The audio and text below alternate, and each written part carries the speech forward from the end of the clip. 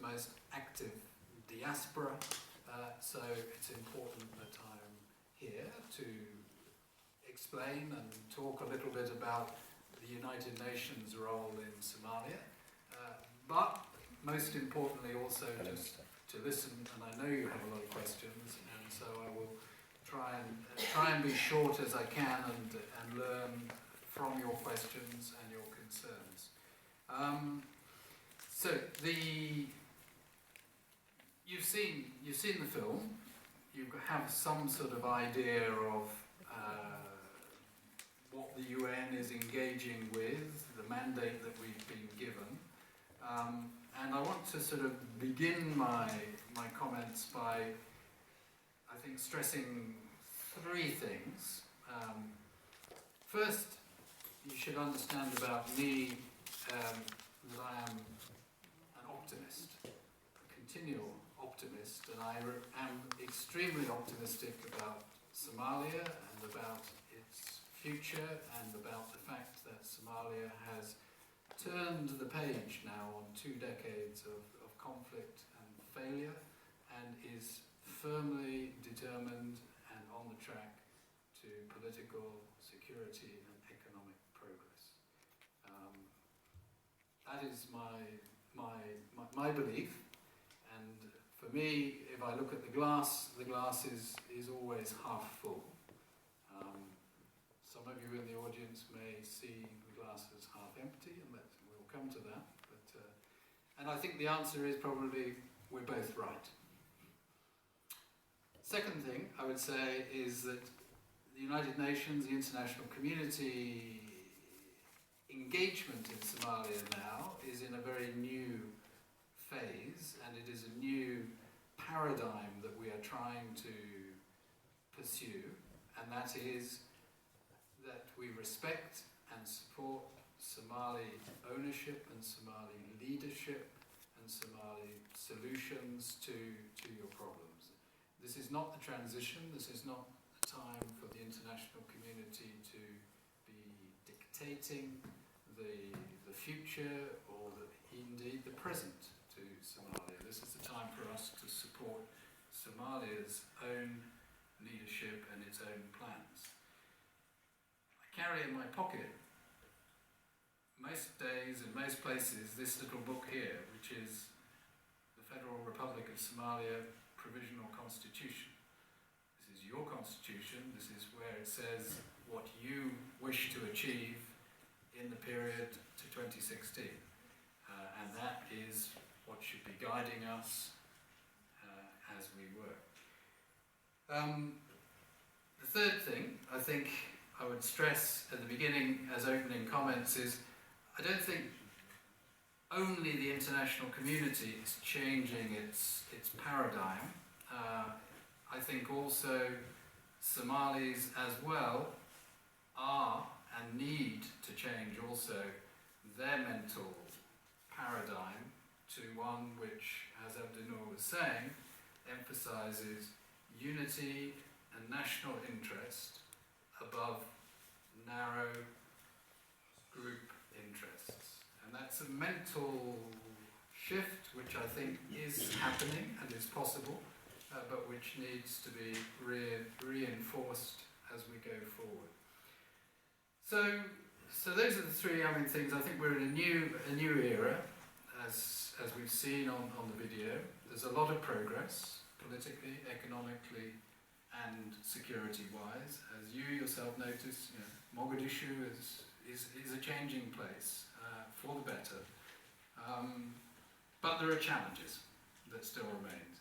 So let me just sort of dwell very briefly as I start a second year in Mogadishu as the head of the UN, some of the challenges as I see them. First and foremost, I think there is a significant political challenge that's out there. This challenge is at sort of 2 levels, if you like. There is a sort of large-scale macro political challenge and a sort of rather smaller scale micro one. The macro big level challenge is obviously what's here in your Provisional Federal Constitution. This is your roadmap, which you have agreed through a consultative process and Constituent Assembly. It endorsed 845 members of the Constituent Assembly from all over Somalia and all groups represented. In here, you have set the challenge of democracy by 2016, elections. In 2015, a referendum on a new constitution. And in 2014, the formation of interim regional administrations which will become federal member states.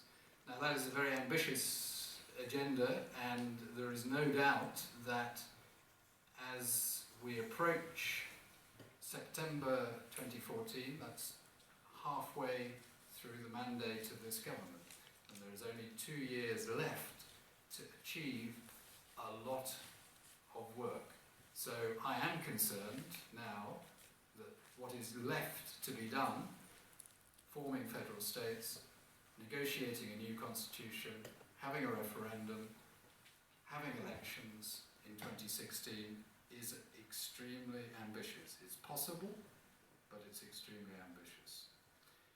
That's the macro level, and at the micro level, on the political front, I think there is a challenge there, which we've seen in the last month or so again in Mogadishu, which is where the institutions and individuals within the institutions have become locked in a political arm wrestling, which has to some extent paralysed the business of government. And this is now the second time within 6 months that this has happened, and if we look back in the past in Somalia, as you know, you've had a period of 6 years in which there have been 5 prime ministers. It's, you know, a state of political turmoil which, if it continues, will block the progress on those macro targets of new constitution and elections. So I think there's, you know, there are concerns on the political front, and which we will need to continue to encourage Somalis and their institutions to address. Second set of challenges is around security. Though improving, the security situation is still challenging. The campaign against Al-Shabaab is being successful in terms of regaining 11 towns from Al-Shabaab. But I think there are, again, sort of two challenges on the security front. One is to make those gains sustainable, and that means that in the recovered towns, people feel and experience a better life than they did under Al-Shabaab, which means that they have to have a better government, they need to have better basic services, and food and other amenities are more easily available. At the moment, life in some of those recovered towns is not necessarily better than it was before, and that's a challenge for us as international community, supporting the federal government to ensure that it gets better. The second security challenge, I think, is to strengthen significantly the Somali National Security Forces, Somali National Army and Police.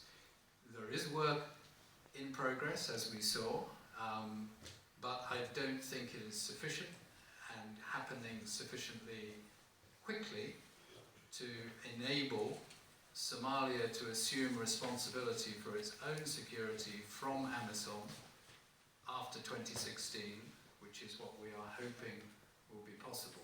So we do need to reinforce the efforts to build a truly national, multi-clan, professional Somali National Army. Another challenge is the immediate challenge of humanitarian situation, and this is very concerning now for the United Nations. obviously concerning for the federal government as well. The indicators in Somalia are indicating a poor harvest this year. It's been affected by bad rains, and it's been affected by the security situation and the military offences. It's being exacerbated by Al-Shabaab stopping the supply of food to some areas, and we are seeing alarming signs that the humanitarian situation could be similar to that just before the famine of 2011. And we're concerned because humanitarian funding is very low at the moment from the international community. So that is an immediate short-term concern which we are putting a lot of effort as the UN into advocacy with international partners, and certainly here in Stockholm today, to raise the alarm on that side. So there are plenty of other challenges, and I'm sure they'll come out in the question and answers as well. So I will leave that there.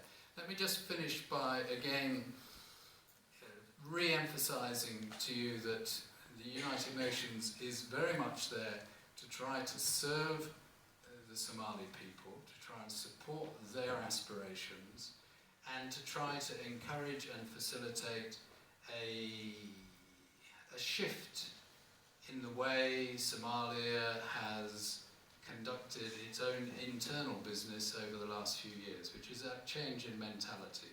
We are emphasizing, and I do emphasize to all I meet here, in Mogadishu, in Villa Somalia, in Villa Hargeisa, anybody I talk to, the need for unity, the unity of purpose. If you're going to achieve what is in here, then you will have to be very united in your purpose and your intent.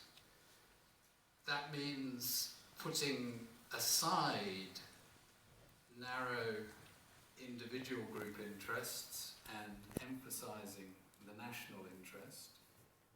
And it means sticking to the roles for different institutions that are prescribed in the Provisional Federal Constitution as well.